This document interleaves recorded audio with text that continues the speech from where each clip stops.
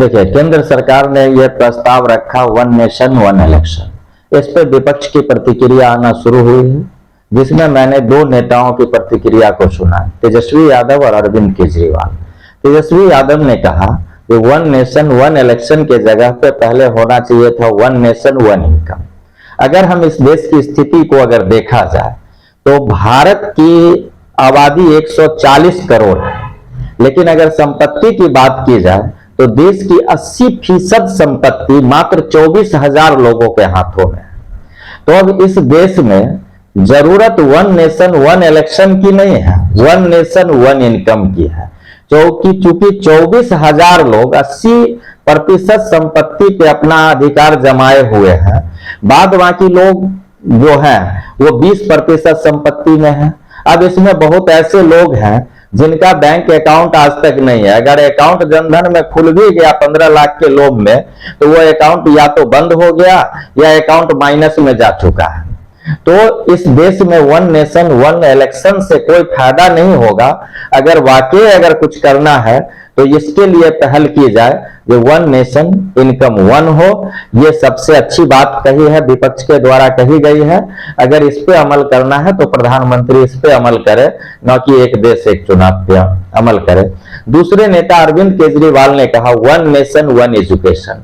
अगर भारत की education system को देखा जाए तो गवर्नमेंट के द्वारा जो स्कूल खोली गई है, एक स्कूल जो गवर्नमेंट स्कूल है जो गांव में चलती है, दूसरी नवोदय विद्यालय, तीसरी केंद्रीय विद्यालय, चौथा आरके मिशन जैसी संस्था, पांचवा सैनिक स्कूल, छठा मिलिट्री स्कूल। मतलब ये हर स्कूल में हर कैटेगरी के बच्चों को पढ़ना है।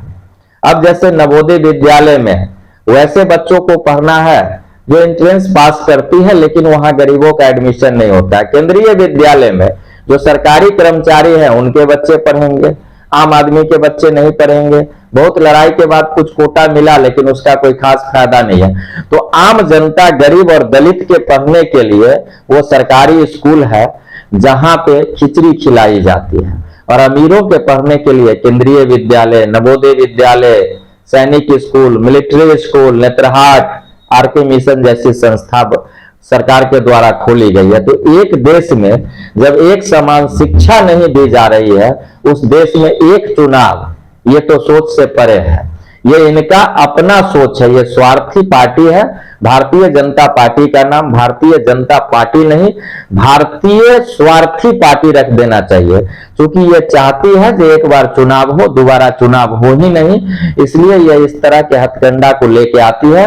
इस देश में अगर सही मायने में जरूरत है तो one nation one income, one nation one education, one nation equal land, यानी एक देश तो एक ही, यानी समान रूप से भूमि सभी लोगों में वितरित हो, यानी वितरित हो। जितने लोग हैं हर व्यक्ति का भूमि पे अधिकार समान हो, इस पे बात करनी चाहिए। तो अगर कोई 1000 एकड़ जमीन जोत रहा है और किसी को बचने के लिए जमीन नहीं है, उसे कही जा रही है जो सरकार 3 डिसमिल का पैसा देती है। भैया, जब एक राष्ट्र है, एक संविधान है, सभी को वोट देने का अधिकार एक समान है, तो फिर कोई 1000 बीघा क्यों जोत रहा है, और किसी को जैसे आप दान में 3 डिसमिल दे रहे हैं।